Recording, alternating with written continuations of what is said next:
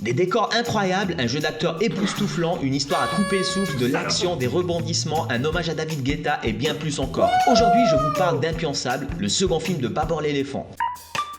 D'entrée de jeu, je vous le dis tout de suite, je n'ai pas trop aimé ce film. Dis voilà. Je ne m'attendais pas à une aussi grosse production. Ça a quand même été filmé en HD, avec un casting de stars et une mise en scène un peu trop tape à l'œil à mon goût. Babor l'éléphant nous a habitués à un style plus sobre. Son premier long métrage, Irregardable, est véritablement un chef-d'œuvre, un vrai film de youtubeur. Dans Irregardable, on est dans la simplicité, dans quelque chose qui est plus proche du spectateur. Alors que là, on sent que Babor s'éloigne un peu du cinéaste artisan qu'il fut jadis. Il me donne l'impression qu'il essaye de plaire au milieu afin d'intégrer le circuit traditionnel.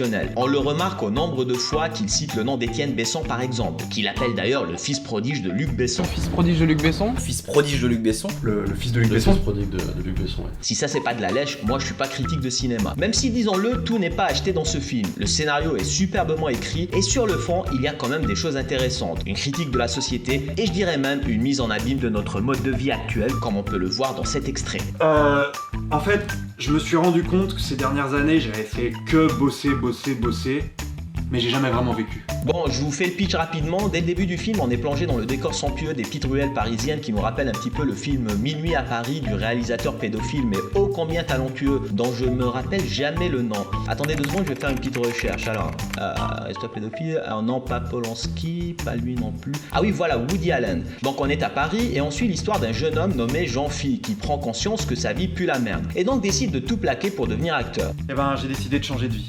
J'ai décidé de devenir acteur à succès.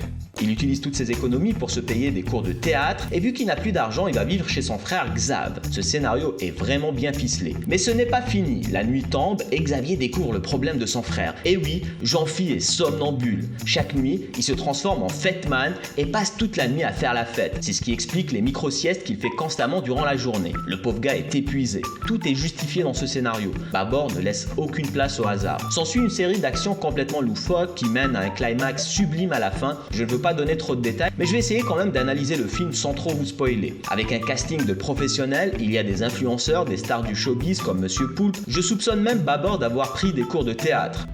Eh oui.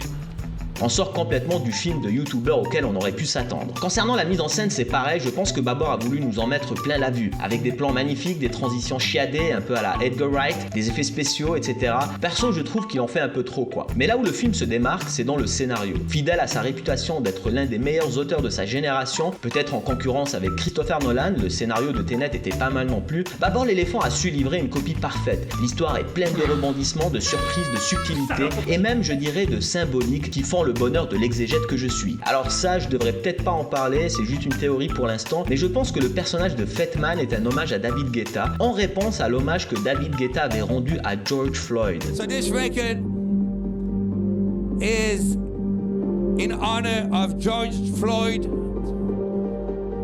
So, shout out to his family. Je suis Fetman, je me fracasser le crâne.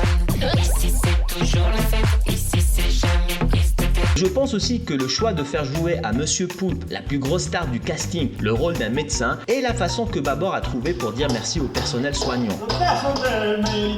D'ailleurs, il y a une scène dans laquelle Monsieur Poulpe, qui représente le personnel soignant, se frotte au personnage de Jean-Phi, joué par Babor l'éléphant. Je pense que Babor serait même prêt à remercier le personnel soignant de façon sexuelle. Bon, voilà pour la critique, même si le côté blockbuster de ce film m'a un peu déplu, ça reste quand même un film intéressant que je conseille fortement. C'est tout pour cette vidéo, ne vous abonnez pas pour en voir d'autres, il y en aura peut-être pas. Essayez plutôt d'avoir une vie, vous allez voir que c'est beaucoup mieux que de regarder des vidéos sur YouTube. Allez, ciao!